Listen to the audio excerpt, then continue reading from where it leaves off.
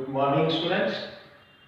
હજો ગયા વખતના લેક્ચરમાં આપણા ચેપ્ટર શરૂઆત કર્યું એમાં દબાણ કોને કહેવાય, ઘનતા કોને કહેવાય કે સાપેક્ષ ઘનતા કોને કહેવાય એની વાત કરી ગયા. ઉપરાંત એક પાસ્કલના નિયમને ભણી ગયા. શું કહ્યું હતું પાસ્કલના નિયમમાં? કે પ્રવાહીમાં સમાન ઊંડાઈએ આવેલા સમતલ પરના બિંદુઓ પર દબાણ સમાન હોય. એ આપણે સાબિતી આપી ગયા. હવે જોઈએ કે પ્રવાહીમાં જેમ ઊંડાઈ બદલાય એમ દબાણમાં શું કઈ પ્રકારના ફેરફાર થાય એની વાત કરીએ. ચલો એ સમજવા માટે આખું એક પાત્રની અંદરનું પ્રવાહી લો. એટલે આ પ્રવાહી, આ પાત્ર કે જેમાં અહીંયા પ્રવાહી ભરેલું છે,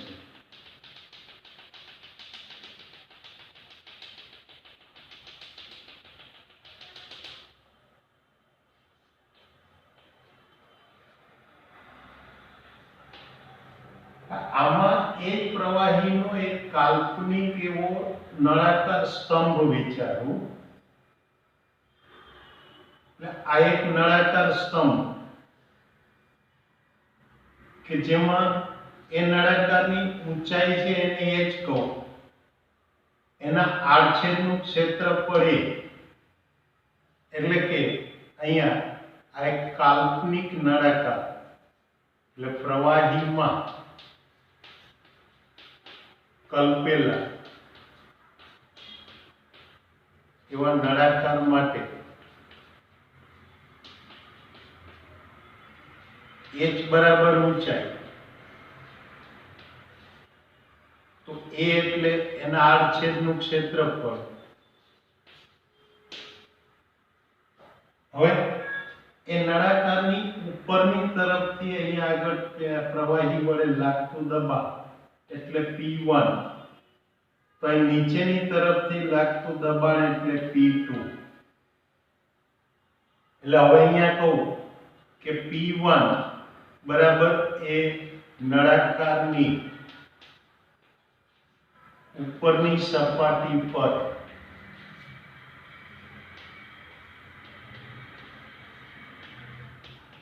લાગતું દબાણ, તો P2 એટલે નળાકારની નીચેની સપાટી પર લાગતું દબાણ.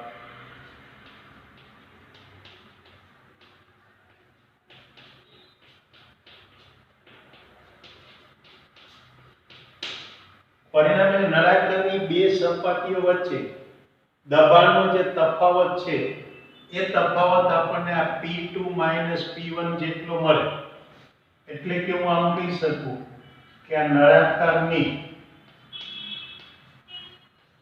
બે સપાટીઓ વચ્ચે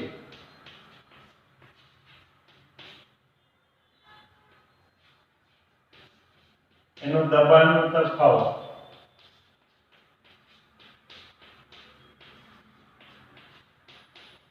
બરાબર મને P2 P1 મળે. ને આટલા આ દબાણના તફાવતને કારણે અહીંયા આગળ નળાકાર ઉપર કંઈક બળ લાગે, અને દબાણ એટલે બળ ભાગ્યા ક્ષેત્રફળ, અને માટે બળ બરાબર દબાણ ગુણ્યા ક્ષેત્રફળ કહેવાય. એટલે હવે કે આ દબાણના આ તફાવતને કારણે,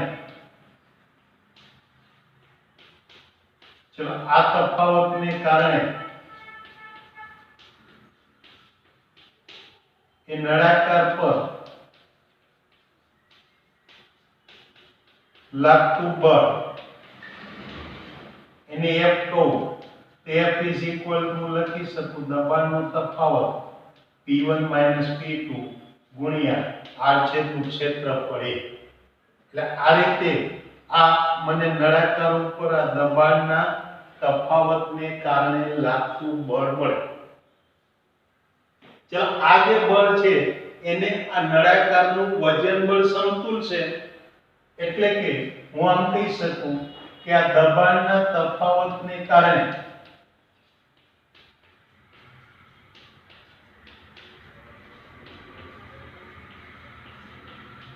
એ નળાકાર પર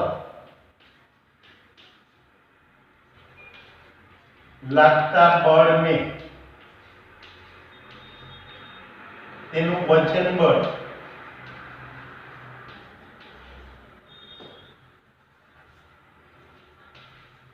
સમતોલ અને માટે વજન બળ mg બરાબર આ p2 p1 ઇન્ટુ આપણે r છેદ a લખી શકીએ. અહીંયા જોઈએ તો ઘનતાની વ્યાખ્યા પરથી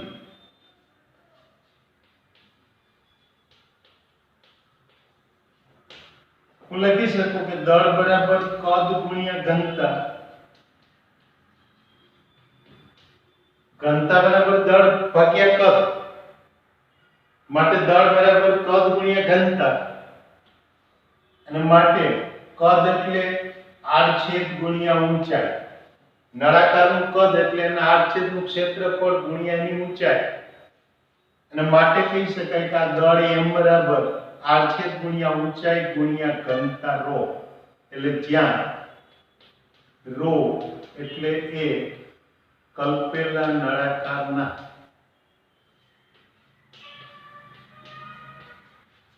એની ઘનતા.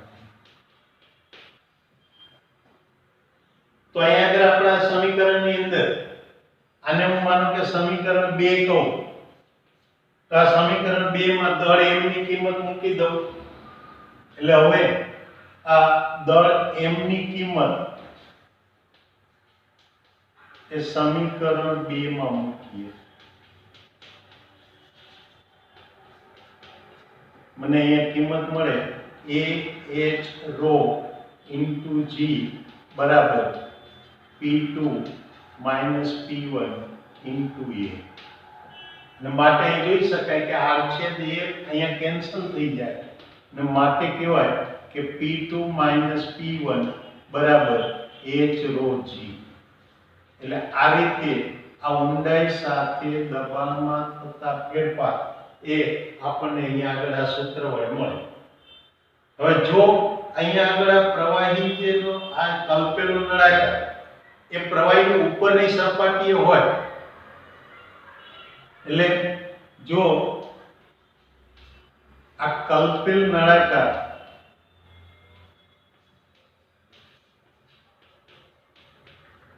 ની ઉપરની સપાટી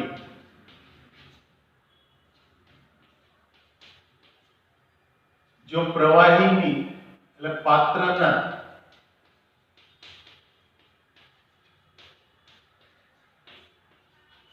એ ઉપરની સપાટી પર હોય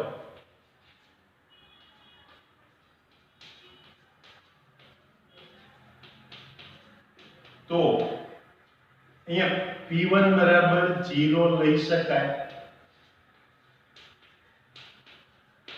અને માટે કહી શકાય કે આ પ્રવાહીની મુક્ત સપાટીથી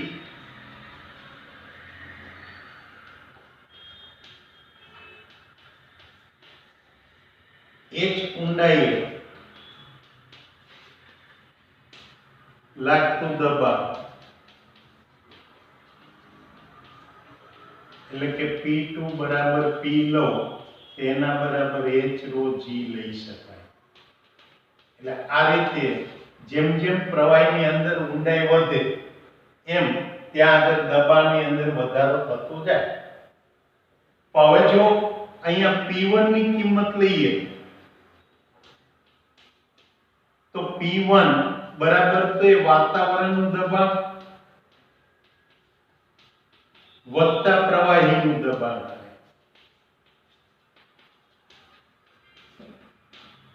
કારણ કે આ પ્રવાહી જ્યારે વાતાવરણના સંપર્કમાં હોય તો અહીંયા એના ઉપર વાતાવરણનું દબાણ તો લાગવાનું જ છે. એટલે વાતાવરણનું દબાણ વત્તા પ્રવાહીનું દબાણ થાય અને વાતાવરણના દબાણને PA કહીએ તો પ્રવાહીનું દબાણ એ નળાકાર ઉપર h ઊંચાઈનું પ્રવાહી હોય તો h ρ g કહેવાય. એટલે આ રીતે અહીંયા P1 બરાબર PA plus H rho G લખી શકાય અને માટે P1 માઇનસ PA બરાબર H rho G મળે.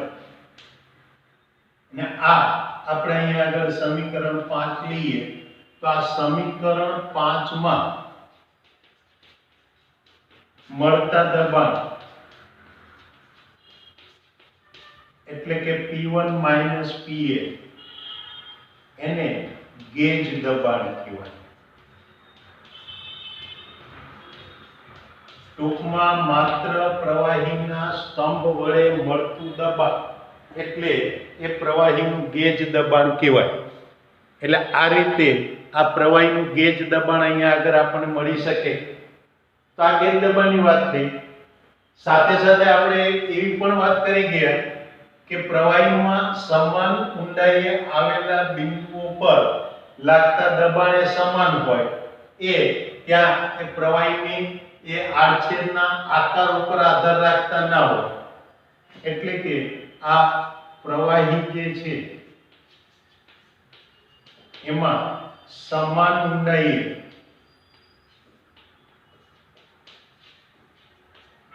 આવેલ બિંદુઓ પર અથવા તે આવેલ સમતલો પર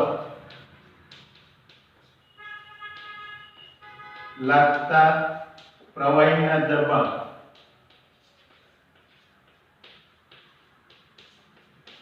સમાન હોય તે સમતલના આકાર પર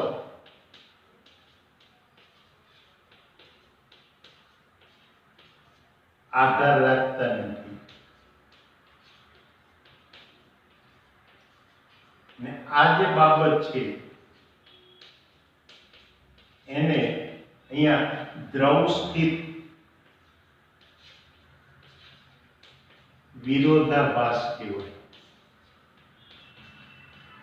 એટલે કે એને અંગ્રેજીમાં કહેશે હાઇડ્રોસ્ટેટિક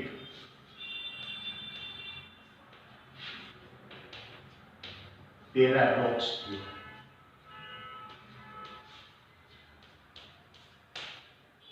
એટલે આ આપણને અહીંયા હાઇડ્રોસ્ટેટિક પેરાડોક્સ મળે. આ જ વસ્તુને તમે બીજી રીતે એમ પણ કહી શકો કે તમે જુદા જુદા આકારવાળી નળીઓ લો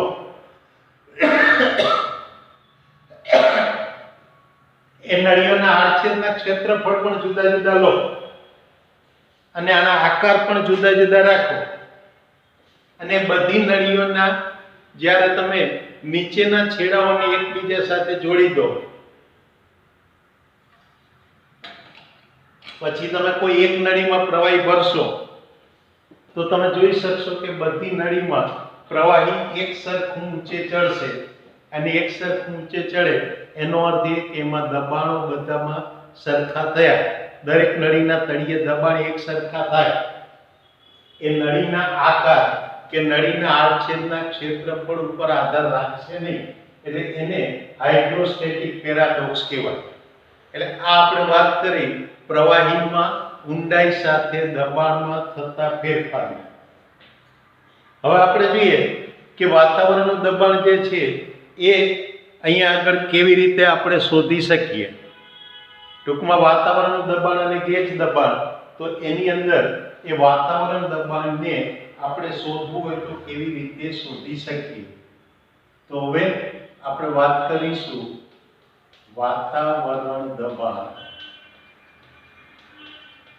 અને ગેજ દબાણ.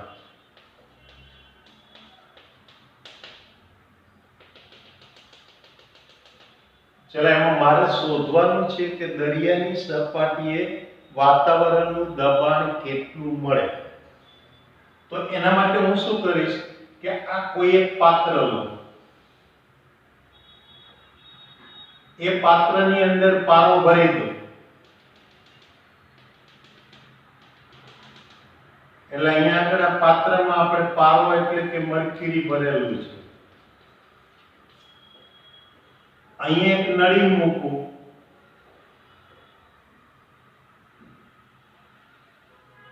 એ નળીનો ઉપરનો છેડો બંધ રાખવો, એટલે એની અંદર પણ મેં પારો ભરી દીધેલો હોય. હવે જો આ પ્રવાહીની અંદર આ બે સપાટી એક સરખી સપાટીએ બે બિંદુઓ લો, એ અને બી, આ બે બિંદુઓ એક સમાન ઊંચાઈએ છે, તો એના ઉપર લાગતા દબાણો સમાન થાય. એટલે કે અહીંયા આ પારો ભરેલ પાત્રમાં એક છેડેથી બંધ હોય તેવી નળીમાં પારો ભરવામાં આવે. એ પારો ભરીને નળીના ખુલ્લા છેડાને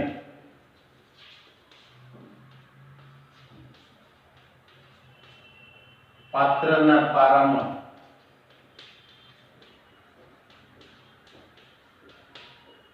ડૂબાડેલ છે.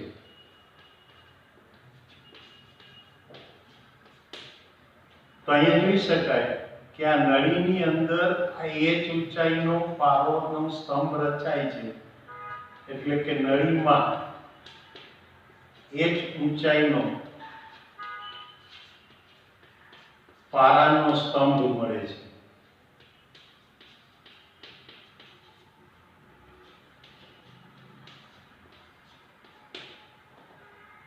હવે અહીં જોઈ શકાય કે આ આકૃતિમાં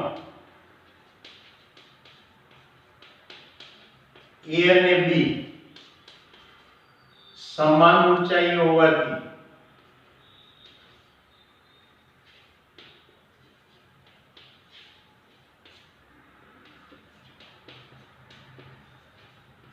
હું કહી શકું કે A પર લાગતું દબાણ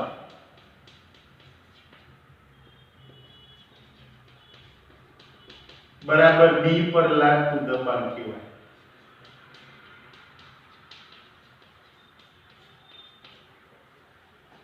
પણ તમે A ને જોશો તો એ તો વાતાવરણના સંપર્કમાં છે, એટલે A પર લાગતું દબાણ એટલે વાતાવરણ દબાણ થાય. જ્યારે B પર લાગતું દબાણ એટલે આ h ઊંચાઈના પારાનું દબાણ થાય. એટલે આ રીતે A પર લાગતું દબાણ એટલે કે વાતાવરણનું દબાણ, તો અહીંયા h ઊંચાઈના પારાનું દબાણ એટલે h rho g. એટલે આ આપણને અહીંયા દબાણ મળે. હવે જો દરિયાની સપાટીએ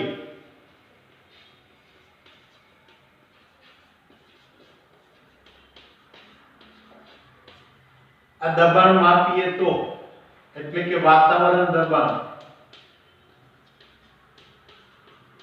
એ માપવામાં આવે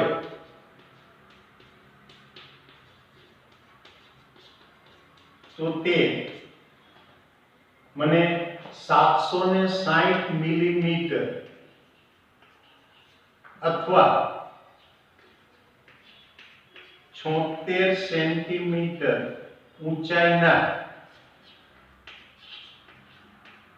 પારાના સ્તંભ વડે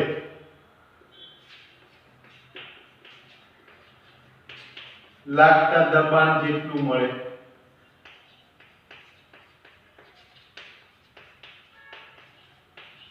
માટે એક વાતાવરણ દબાણ એટલે દરિયાની સપાટીએ 760 મિલીમીટર ઊંચાઈના પારાનું દબાણ કહી શકાય. એટલે આ રીતે આપણે વાતાવરણનું દબાણ શોધી શકીએ. તો આના ઉપરથી હું એમ કહી શકું કે મને દબાણના આવા જુદા જુદા એકમો મળે. તો એના જે જુદા જુદા એકમો છે એમાં પહેલો એક એકમ એટલે તો ન્યૂટન પ્રતિ મીટર સ્ક્વેર કે જેને પાસ્કલ કહેવાય. વૈજ્ઞાનિક પાસ્કલના માનમાં એને પાસ્કલ કહેવાય. આવું તો આપણે પેલા એસઆઈ એકમો વખતે પણ જોઈ ગયા. કેમ કે પદ્ધતિ હોય કે એસઆઈ એકમ હોય તેમાં દબાણનું એકમ એટલે ન્યૂટન પ્રતિ મીટર સ્ક્વેર કે જેને 1 પાસ્કલ કહેવાય. તો અહીંયા દબાણના બીજા એકમ તરીકે આવી રીતે મિલીમીટર કે સેન્ટીમીટર ઊંચાઈના પારાના સ્તંભ, એટલે બીજો એકમ એટલે મિલીમીટર કે સેન્ટીમીટર ઊંચાઈના પારાના સ્વરૂપમાં પણ દર્શાવવામાં આવે.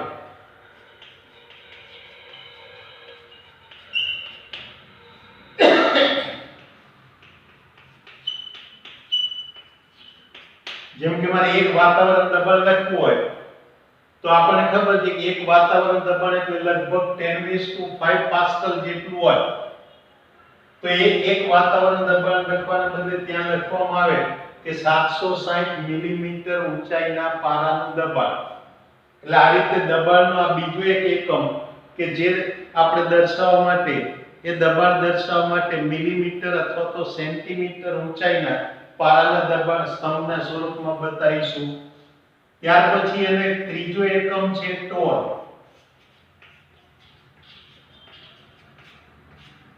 અને જો ટોર માટે જોઈએ તો એક ટોર બરાબર આપણને મળે 133 પાસ્કલ જેટલું મળે.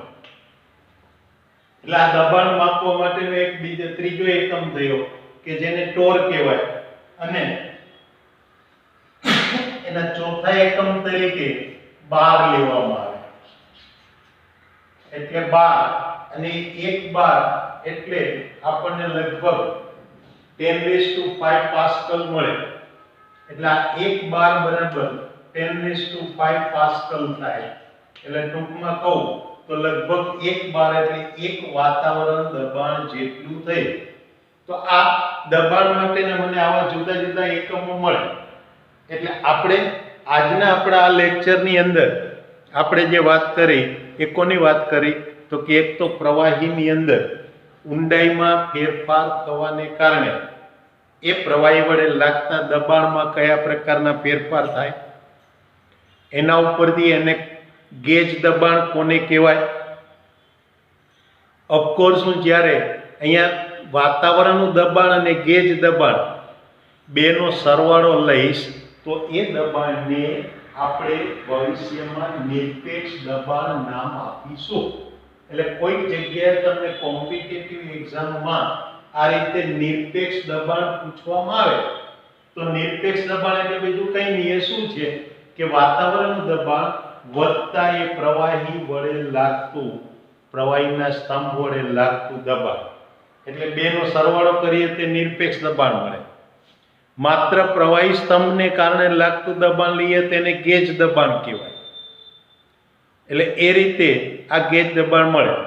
એ ઉપરાંત જો પ્રવાહીની અંદર એક સમાન ઊંચાઈએ આવેલા બિંદુઓ હોય અથવા સમાન ઊંડાઈએ આવેલા બિંદુઓ હોય તો એના ઉપર લાગતા દબાણ એ સમાન હોય. અને એ દબાણ એ પ્રવાહ એ આ સમતલના પેલા આકાર કે એના સમતલના ક્ષેત્રફળ ઉપર આધાર રાખતા નથી. અને આ વસ્તુ આપણે જો અહીંયા આગળ પ્રાયોગિક રીતે સાબિત કરવી હોય તો આપણે જોઈ શકીએ કે જુદા જુદા આડછેદ અને જુદા જુદા આકાર ધરાવતી કાચની નળીઓ લઈ એ બધી નળીઓના નીચેના છેડા કોઈ એક સમક્ષિતિજ નળી સાથે જોડી દઈએ. અને હવે જો કોઈ એક નળીમાં આપણે પ્રવાહી ભરીશું તો આપણે જોઈ શકશું કે બધી જ નળીઓમાં એક સરખી ઊંચાઈએ પ્રવાહી ચડશે. એટલે જો દબાણ જુદા જુદા બધે લાગતા હોય તો એ જુદા જુદી નળીની અંદર ઊંચે ચડેલા પ્રવાહીની ઊંચાઈ જુદી જુદી મળે. અહીંયા તો બધે એક સરખી ઊંચાઈ મળે. એટલે આ રીતે એ જે પ્રવાહીની અંદર લાગતું દબાણ એ સમતલના આકાર કે એના પેલા ક્ષેત્રફળ ઉપર આધાર રાખતું નથી. અને આ હકીકતને આપણે નામ આપીશું હાઇડ્રોસ્ટેટિક પેરાડોક્સ, એટલે કે દ્રવ સ્થિત વિરોધાભાસ. એની વાત કરી. ત્યાર પછી આપણે જોયું કે વાતાવરણનું દબાણ મારે શોધવું હોય તો કેવી રીતે શોધી શકાય. એટલે અહીંયા દબાણ માપવા માટે આપણે જુદા જુદા એકમો જે લેતા હોઈએ છીએ એમાંનો એક એકમ એટલે મિલીમીટર ઊંચાઈનો પારો અથવા તો સેન્ટીમીટર ઊંચાઈનો પારો. બીજા એકમ તરીકે આપણે અહીંયા આગળ પ્રમાણભૂત રીતે પાસ્કલ અથવા તો ન્યૂટન પર મીટર સ્ક્વેર. ત્રીજો એકમ એટલે ટોર, જ્યાં 1 ટોર એટલે 133 પાસ્કલ જેટલું થાય અને ચોથો એકમ એટલે બાર કે જેમાં 1 બાર એટલે આપણને 10⁵ પાસ્કલ જેટલું મળે. એટલે આ રીતે આ દબાણના આવા જુદા જુદા 4 એકમો આપણે ઉપયોગમાં લેતા હોઈએ છીએ. તો આ વાત થઈ આ દબાણ વિશેની. હવે આવતી વખતના પીરિયડમાં આપણે જોઈશું કે એ દબાણના એકમો પછી ત્યાં આગળ જે આગળની વાત આપણે વિચારીશું એ હશે કે હાઇડ્રોલિક યંત્રો, એ હાઇડ્રોલિક યંત્રો કયા પ્રકારના હોય અને એનો કઈ રીતે આપણે ઉપયોગ કરી શકીએ એ આપણે આવતી વખતના લેક્ચરમાં ભણીશું. ત્યાં સુધી આપણે રજા લઈશું. આવજો. Good bye.